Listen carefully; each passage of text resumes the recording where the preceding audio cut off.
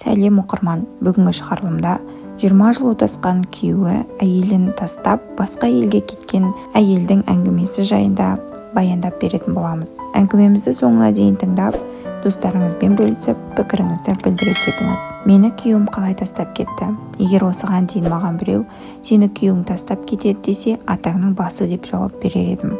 Иә, еркектер жаман әйелдерді ғана тастап кетеді деп ойлайтынмын.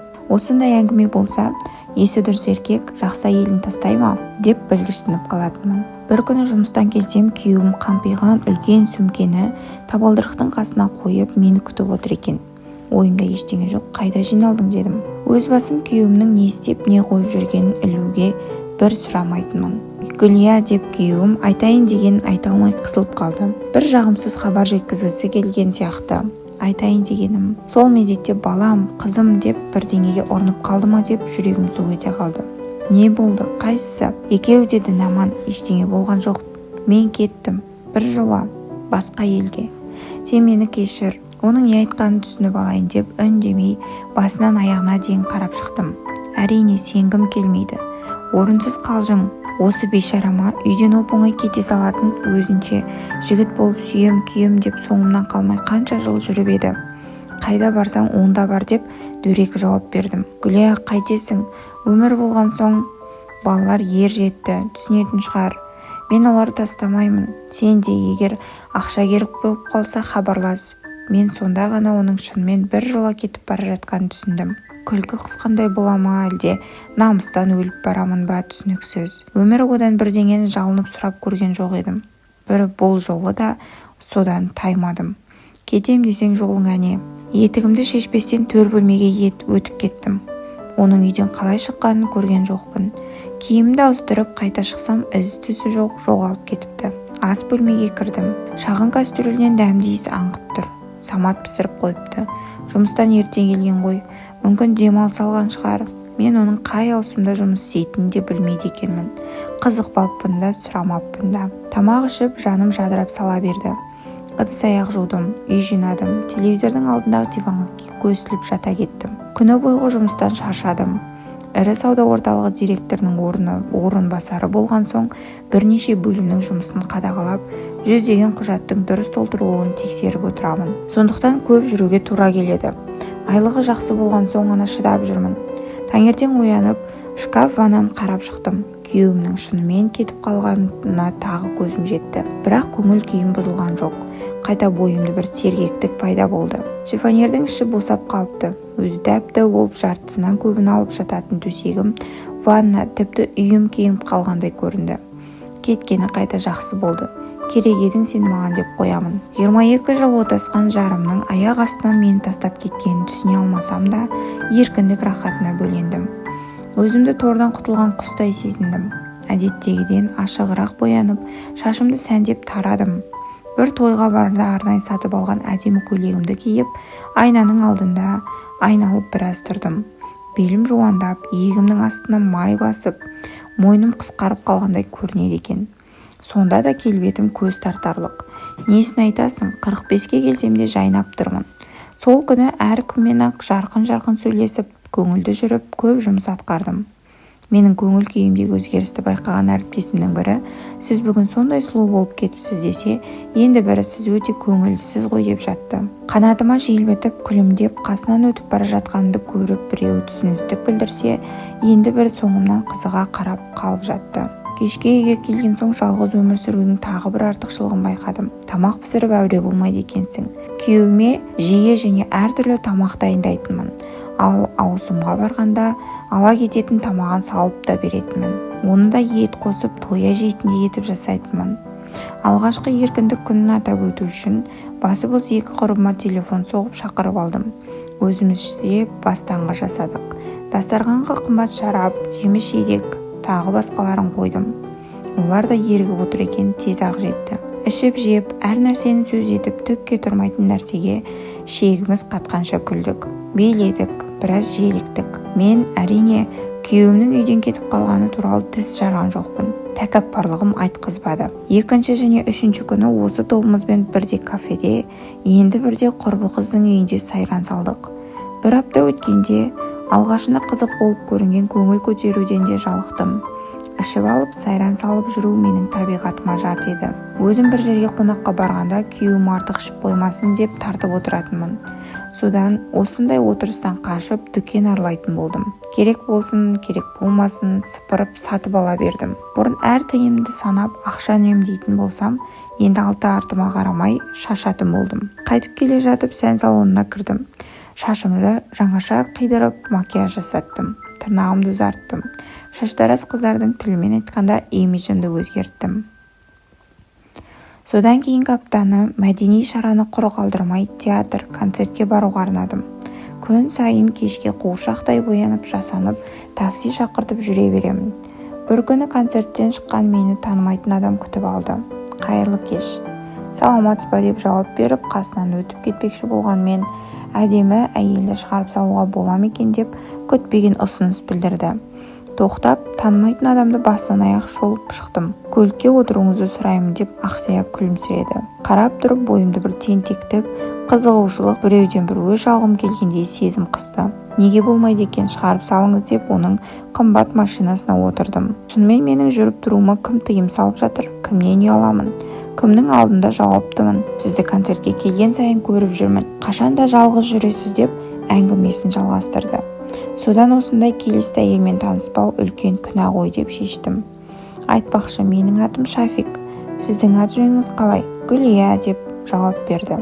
Бәрекелді, атыңыз гүлдей жайнап тұрған затыңызға сай екен. Шафиктің сөзі жасанды болып көрінді. Өзімді зорлап, күлімсіреп қоямын. Мен жалғыз бастымын. Әйелмен ажырасып кеттім. Ал сіз ше? Деп әлгі еркек сұраулы жүзін маған бұрды. Мен де, балаларыңыз бар ма? Менің 2 қызым бар, екеуі де тұрмыста. Мен қызымды өткен жылы ұзаттым. Күйеу балам әскери адам. Өзіммен бірге алып кеттім. Ұлым әскерде. Байқасам екеуміз де еркін адам екенбіз. Үйге жеткенше Шафик маған бар білген қошемет сөзін айтты. Тіпті үйдің кіре берісінде тұрып әңгіме айтып қоймайды. Жібергісі жоқ. Үйге кір дейме деп дәмеленіп тұр. Мен ыңғай білдірмедім. Ақыры қоярда қоймай телефон нөмірімді сұрап алды. Желімде жабысқан әлгіден әрең құтылып үйге кірдім. Есікті құлыптап жаптым. Күйеуім кеткелі алғаш рет өзімді біртүрлі сезіндім. Табалдырықтың түбінде тұрған орындыққа сырт киімімді шешпей отыра кеттім. Үйдің ішін көзіммен тінтіп ұзақ қараймын. Бұрын танымайтын адаммен сөйлесе бермейтін басым қайдағы бір бөтен еркекке қолымнан ұстатып, оның машинасына отырып, төкке тұрмайтын сөзіне сонша мәз болып күлгенім үшін өзегім өртенді. Әлгі ұстаған қолымды қалай ескегенімді өзім байқамай қалдым. Жат адамның қымбат парфюмі жүрегімді айнытты. Орнымнан өре-түре келіп, сырт киімді жүре шешіп, ваннаға кірдім. Бөтен иіс сіңіп қалғандай көрінген қолымды сабындап жудым.